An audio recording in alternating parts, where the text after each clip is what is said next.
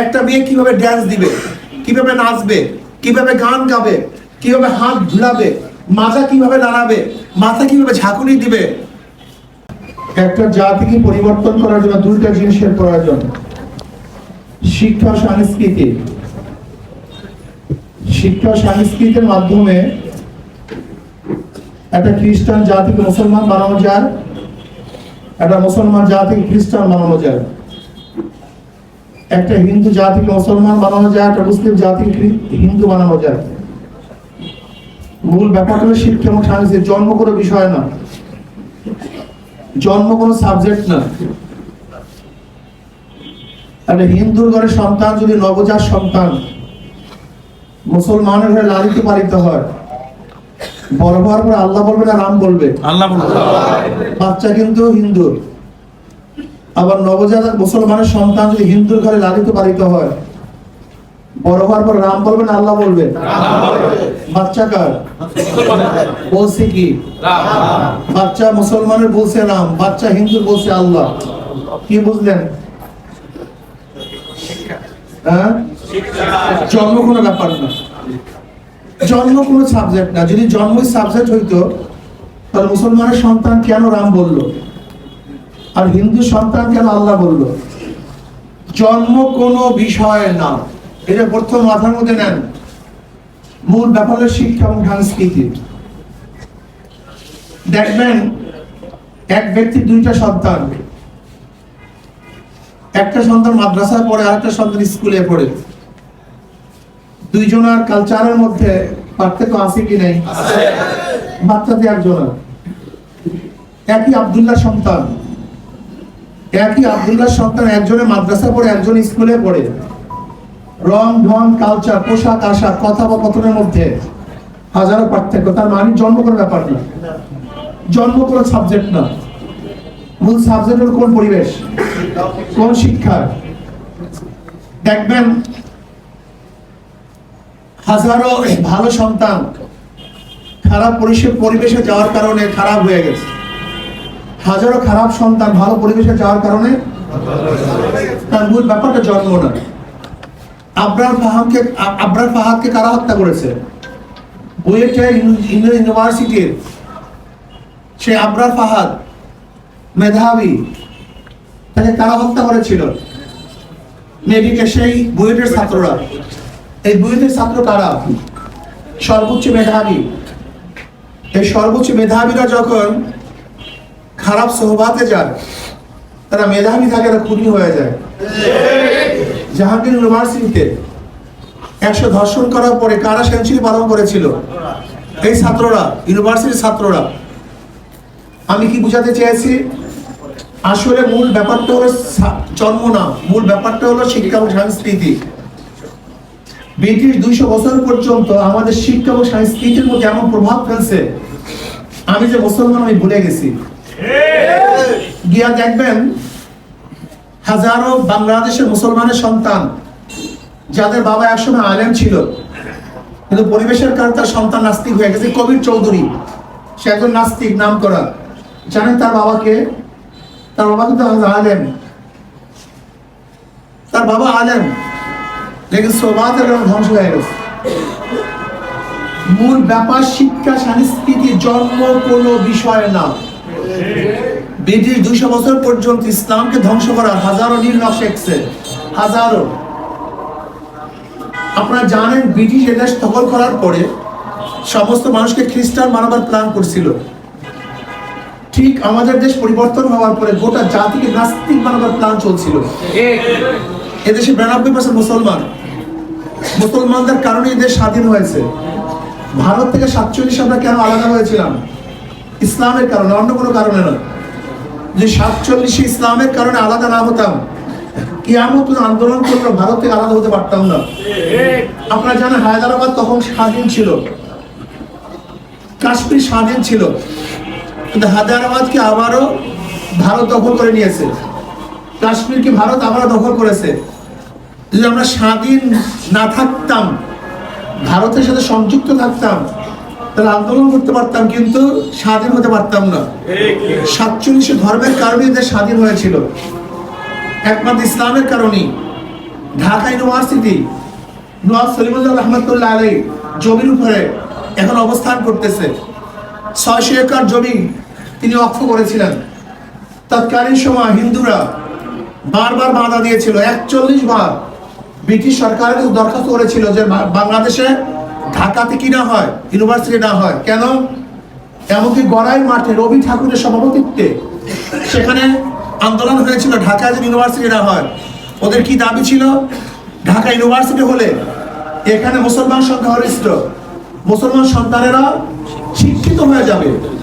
হিংসার অবস্থা দেখেন, আর তারা নাকি নন সাম্প্রদায়িক।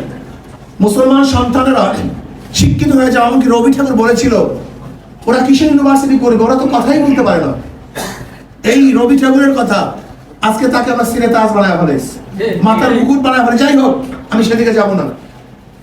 যে ইউনিভার্সিটি মুসলমানদের জন্য হয়েছিল, যে ইউনিভার্সিটির প্রতীকের মধ্যে লেখা ছিল রব্বি জিন্দি এলমা, রব্বি জিন্দি এলমা এখন আর নাই। এমনকি নজরুল ইসলাম হল, ইসলাম নাকি সাম্প্রদায়িক, মুসলমানদের জমি সাম্প্রদায়িক না, নজরুল ইসলাম সাম্প্রদায়িক, ইসলাম শব্দ তুলে দেওয়া হয়েছে। মুসলমানদের ইউনিভার্সিটিতে দাড়ি রাখা যায় না। মুসলমান ইউনিভার্সিটিতে মুসলিম মেয়েরা বুরখা পরে ঢুকতে পারে না। মুসলমান ইউনিভার্সিটিতে ইফতারি করতে দেওয়া হয় না। মুসলমান ইউনিভার্সিটিতে নামাজ পড়তে দেওয়া হয় না। আপনি বুঝতে পারছেন আমরা কোথায় গিয়ে পড়ছি? শুধু কি তাই, এই গোটা দেশকে নাস্তিক বানাবার জন্য বইয়ের মধ্যে ডারউইনের থিওরি, বিবর্তনবাদ, যে মানুষ মানুষ থেকে না, মানুষ জানোয়ারের থেকে, কিভাবে আমাদের ধ্বংস করা হচ্ছে। শিল্প সংস্কৃতির বইয়ের মধ্যে এখনো আছে শিল্প সংস্কৃতি। এই শিল্প সংস্কৃতি বইয়ের মধ্যে অপসংস্কৃতি এমন ভাবে সয়লাভ করা হয়েছে।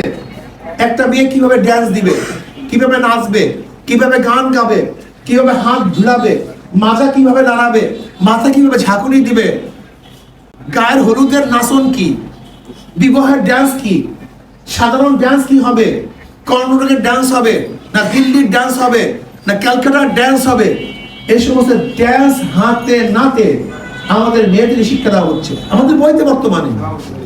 শুধু কি তাই, একটা বাচ্চা, একটা ছোট্ট বাচ্চা, এই যে বাচ্চা, একটা মেয়ে কিভাবে হাত ধরে হাঁটবে, কিভাবে বন্ধুত্ব করবে, কিভাবে তার প্রেমে নিবেদন করবে, অ্যাপ্রোচটা কিভাবে হবে, এমনকি পিরিয়ডের সময় তার কাপড়টা কিভাবে রাখবে, সেটাই বলে মধ্যে শেখানো হচ্ছে। আমরা চিন্তা করতে পারবেন। অর্থাৎ একটা মানুষকে নাস্তিক বানাবার যতগুলি কৌশল আছে, সব কৌশল শিক্ষা দেওয়া হচ্ছে আমাদের বইয়ের মধ্যে, আমাদের টাকা দিয়ে, আমাদের খাদ্য ট্যাক্স। হাজারো চেষ্টা চলছে, তারপরও ইসলামকে ধ্বংস করা পারছে না। কারণটা কি? একদিন চিন্তা করছেন, শিক্ষার মধ্যে ইসলাম নেই, ইউনিভার্সিটি ইসলাম নেই, মেডিকেল ইসলাম নেই, বুয়েট ইসলাম নেই, সব জায়গাতে ইসলাম বিদায় দেওয়ার পরেও বাংলাদেশে এখন মুসলমানদের সঙ্গে বাড়তেছে। কারণটা ওরা দেখতেছে হক্কানি পীর মাশায়েখ, আলেম ওলামা ওয়াজ নসিহতের মাধ্যমে মানুষ দ্বীনের দাওয়াত পাচ্ছে, এই থেকে বন্ধ করার চেষ্টা করতেছে। যাই হোক, আমি যেটা বলতেছিলাম, শিল্প সংস্কৃতি বইয়ের মধ্যে যে ইসলামী বিদ্বেষী শিক্ষা দেওয়া হচ্ছে, এর থেকে আমাদের বের হওয়ার জন্য ইসলামী আন্দোলন বাংলাদেশ হাজারো চেষ্টা করতেছে, করবে ইনশাআল্লাহ। ইসলাম ছাড়া কোনোদিন শান্তি আসতে পারবে না। 47 বৈষম্য দূরের বিরুদ্ধে আন্দোলন করেছিলাম, ব্রিটিশদের বিরুদ্ধে বৈষম্য আন্দোলনের বিরুদ্ধে আন্দোলন করেছিলাম, পাকিস্তানের আমাদের সাথে বৈষম্য করছে দিকে 71 আন্দোলন করেছিলাম।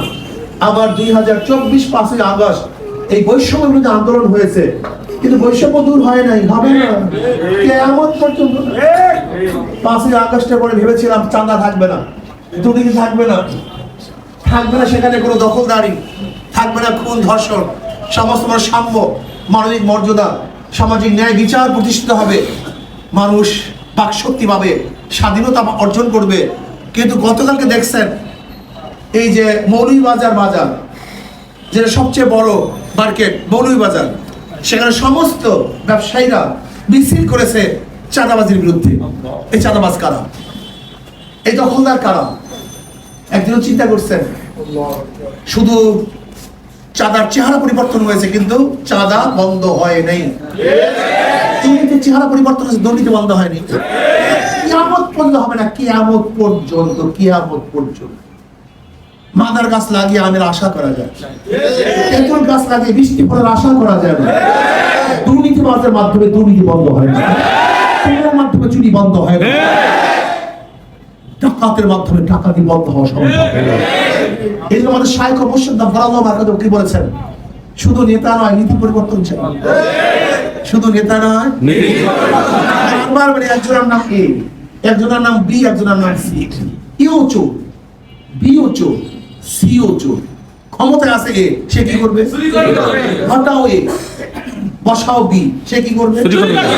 হটাও বি, বসাও সি, সে কি করবে? নেতা দলের পরিবর্তন হয়েছে, আদর্শ নীতির পরিবর্তন হয় না। এক চোরকে পরিবর্তন করে আরেক চোরকে বসালে চুরি বন্ধ হয় না রে বাবা। এই ভুলটা বারবার করেছি। নতুন বাংলা দেখেছি, সবুজ বাংলা দেখেছি, ডিজিটাল বাংলা দেখেছি, স্মার্ট বাংলা দেখেছি, লেকিন মানুষের ভাগ্যের পরিবর্তন দেখিনি, শান্তির পরিবর্তন দেখিনি, চুরি বন্ধ হতে দেখিনি, দুর্নীতি বন্ধ হতে দেখিনি।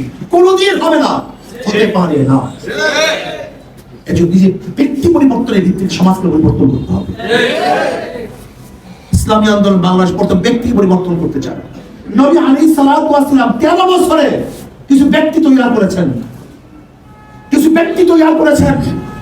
13 বছর যুদ্ধ করেন নাই, কিচ্ছু করেন নাই, কিছু ব্যক্তি তৈরি করেছেন। এই 13 বছর ব্যক্তি তৈরি করার পরে গোটা দুনিয়াকে ইসলাম হুকুমতের মধ্যে নিয়ে আসছেন, গোটা দুনিয়ার মধ্যে দ্বীনের আলো ছড়িয়ে দিয়েছেন। ইসলামী আন্দোলন বাংলাদেশ কিন্তু ব্যক্তি তৈরি করতে চায়, যারা আদর্শবান, নীতিবান, চরিত্রবান, দুর্নীতিবাজ না, ধর্ষক না, জালেম না, খুনি না, যাদের কথা এবং কাজে বলে মিথ্যা, ধোঁকাবাজি করবে না, মিথ্যা কথা বলবে না, জুলুম করবে না, অত্যাচার করবে না, অবিচার করবে না, ওয়ায়ুসিলুনা আলা আনফুসিহিম ওয়ালাউ কানা লিহিম কাসাসা, নিজের চেয়ে ভাইকে প্রাধান্য দিবে, যারা মানুষকে সেবা করবে, খেদমত করবে, যারা ইবাদত মনে করবে, মানুষের কাছে কাছে যাবে, দুঃখ দুর্দশায় কাছে দাঁড়াবে, জুলুম অত্যাচার করবে না, অবিচার করবে না। এরকম কিছু মানুষ দৈত্য ইয়ার হয়ে যায়, তারা যখন নেতৃত্ব প্রদান করবেন তখনই বাংলাদেশটা জান্নাতের পরিবেশ হয়ে যাবে।